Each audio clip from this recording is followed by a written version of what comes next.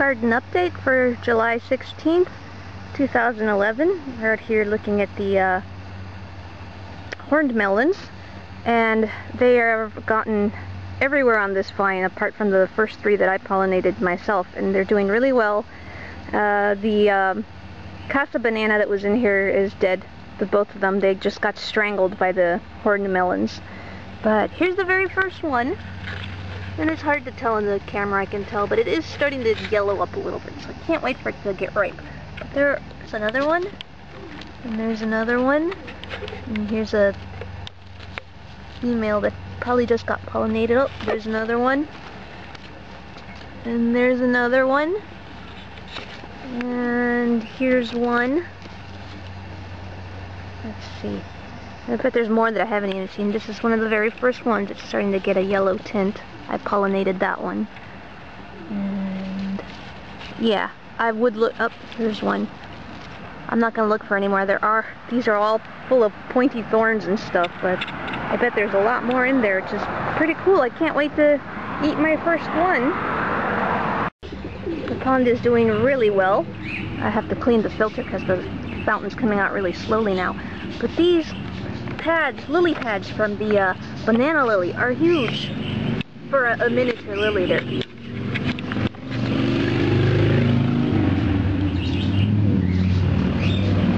nice heart-shaped leaves. They're kind of red on the bottom. They're really neat. But what I'm also really happy I just found this today. Remember this one that I bought from Lowe's that thought it was gonna die? It wasn't doing too well.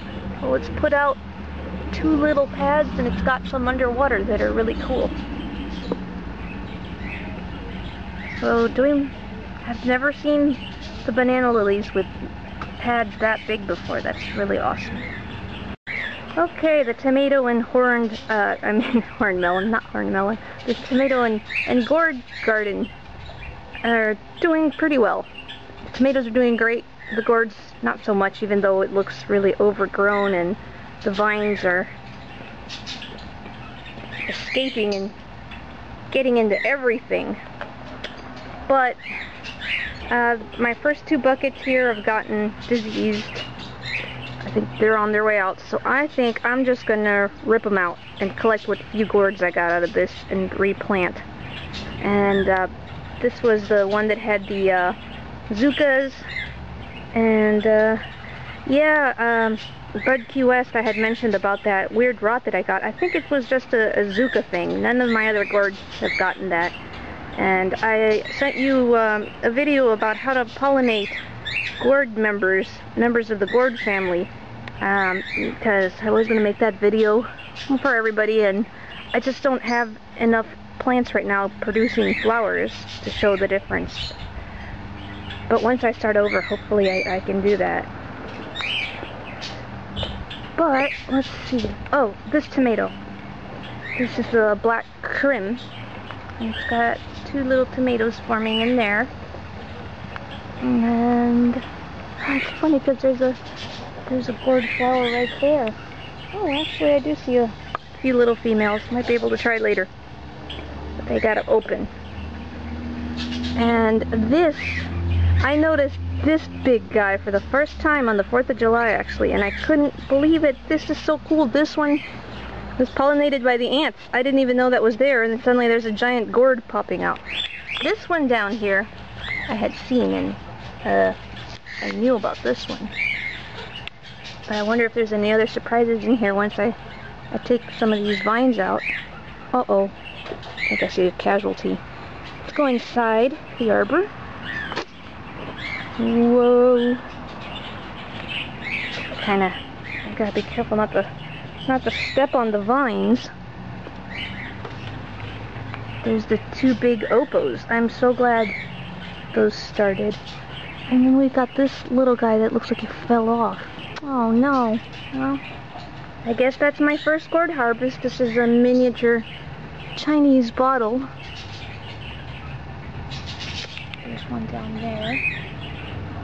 Oh, what a shame. I hope he didn't fall off too soon, because they can go bad. Here's another one.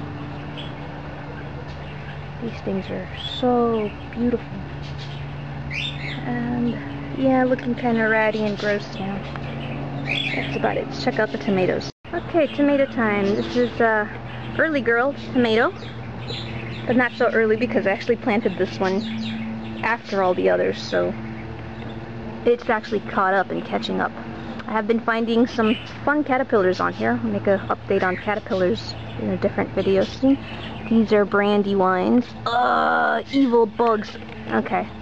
The tenting thing didn't work. The plants are too big and I need tons of material, so I'm going to try something new. I think instead of tenting the whole plant, once we start getting tomatoes, maybe about this size, I'll just try to use the fabric to wrap the tomatoes, which could be difficult too when you have a lot of, these are yellow pears. We actually harvested one already and ate it, and it was really good. Can't wait for the rest. A little bit of splitting there because we've been getting a lot of rain, and it's really hot and muggy right now. Okay, those are some new rooted cuttings I made for the tomatoes, just more yellow pears. It was just that it was getting so bushy and overgrown, and they're doing really, really well actually. The ones that look nice are the ones I planted last time, and these ones that look like they're dying and wilting, I planted them yesterday. Just wanted to show this real quick because it's kind of funny. This area looks really bad, and it's got these little spindly leaves in here. I got these in the mail yesterday. They're the pink primrose, showy evening primroses, and I got them bare root. I hope they'll survive and take off, and I got a few more inside that I need to plant, and they are for the sphinx moths as well. It's supposed to be a host plant for the white-lined sphinx, so I'm hoping that they'll take root and survive and make leaves enough that they can get energy from the sun before the moths ever even find them. And that's about it for the garden update this time.